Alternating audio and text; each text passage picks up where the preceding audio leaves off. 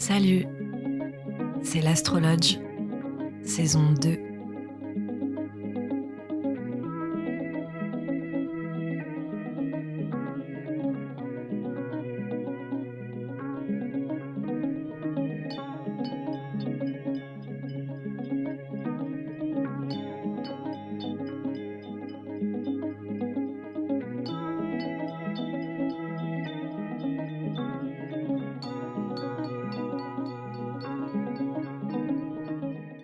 C'est parti pour la saison 2. Bonjour, bienvenue, bonne année. Waouh, ça fait des mois que j'ai pas pris le micro. Je sors de quelques mois un peu compliqués avec Uranus sur mon milieu du ciel qui me joue des tours. Laisse tomber.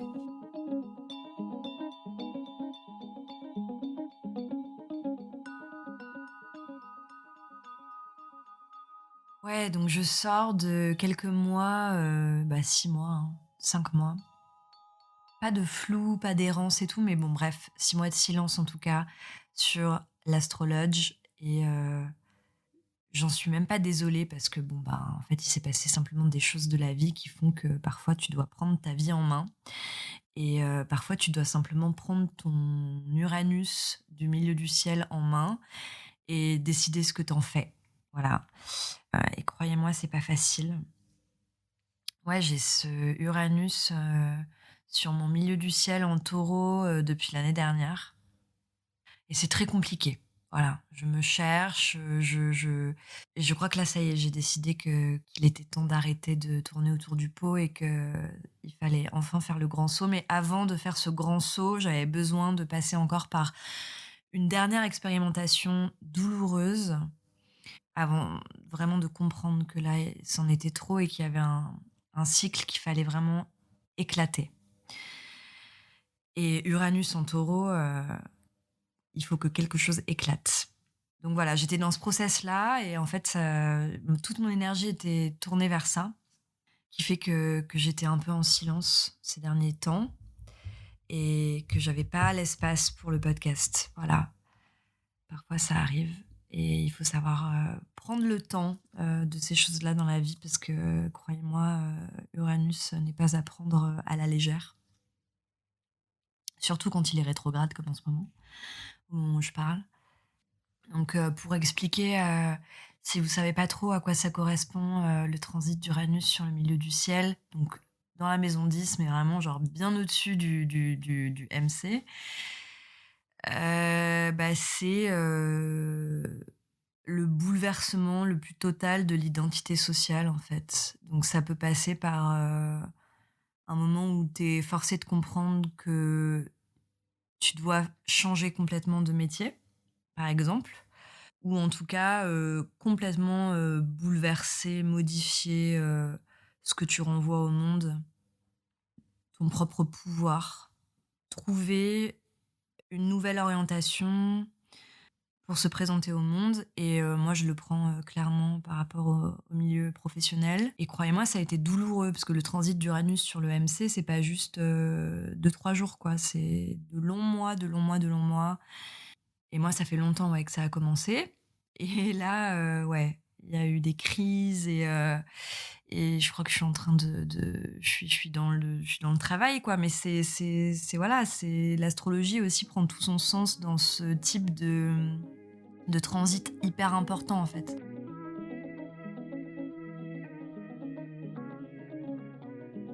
Comment les transits, planétaires interagissent avec notre, charte.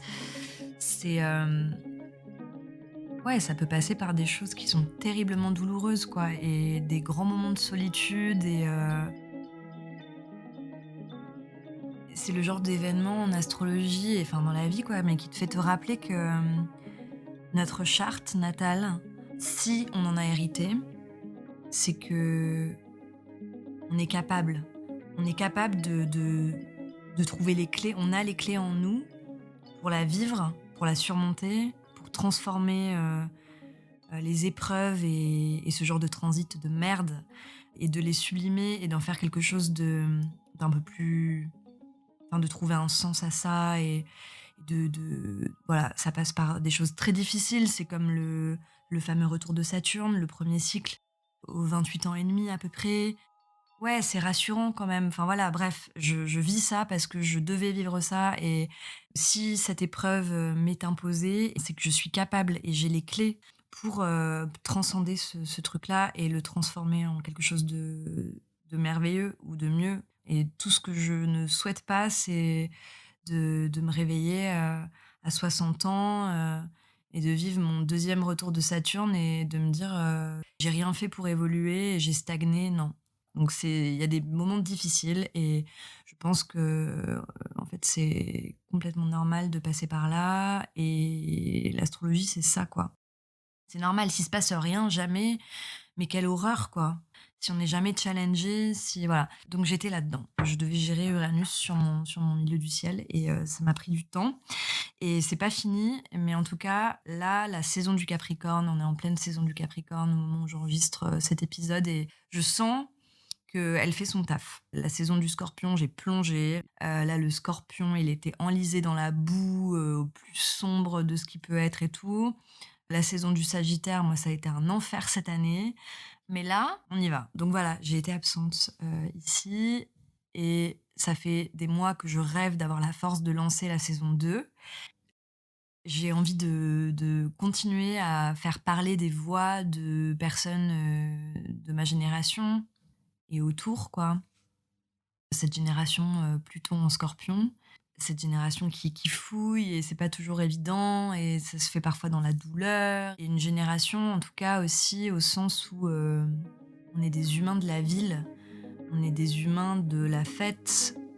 Dans plein de choses, en fait, on est dans un moment où, on doit vibrer avec un espèce de truc hyper anxiogène autour de nous, que ce soit au niveau, politique, environnemental, sanitaire.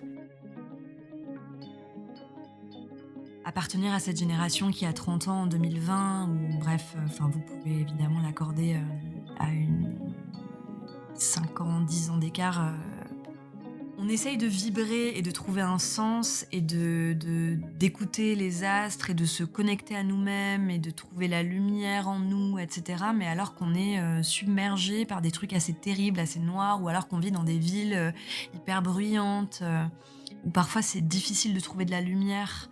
Moi, j'habite à Paris, dès que je quitte Paris, j'ai l'impression de guérir, en fait. Mais pour autant, je reviens à Paris, je me remets dans ce truc, très noir et tout et bref et donc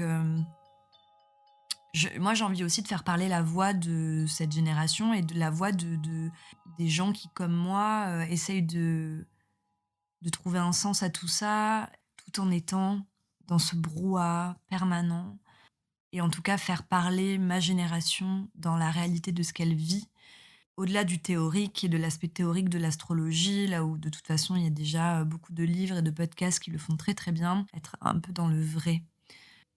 Donc j'ai toujours envie de ça.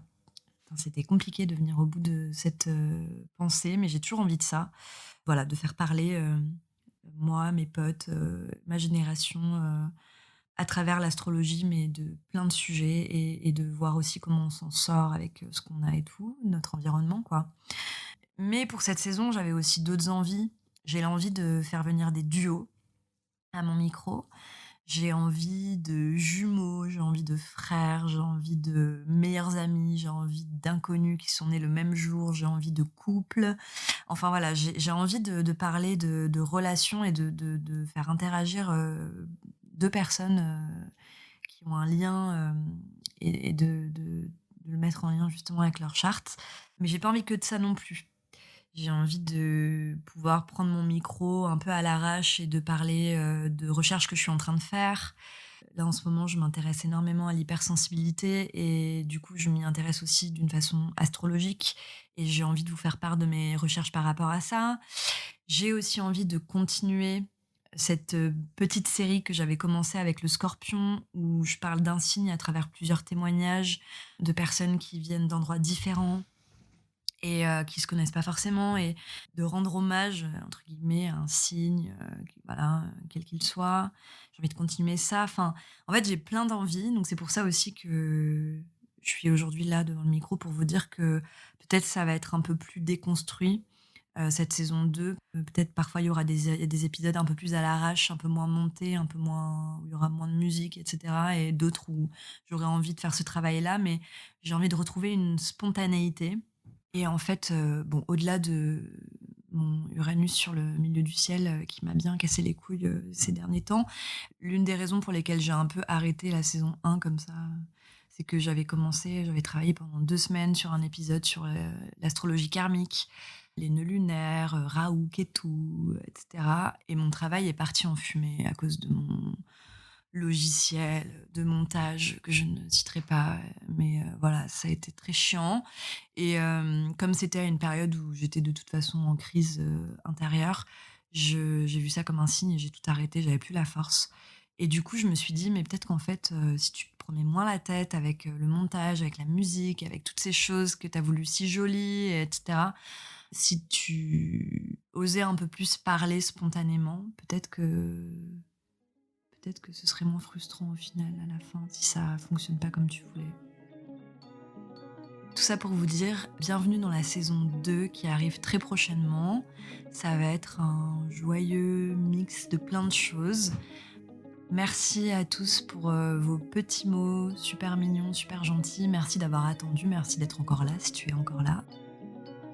Et à très vite pour l'Astrologe saison 2.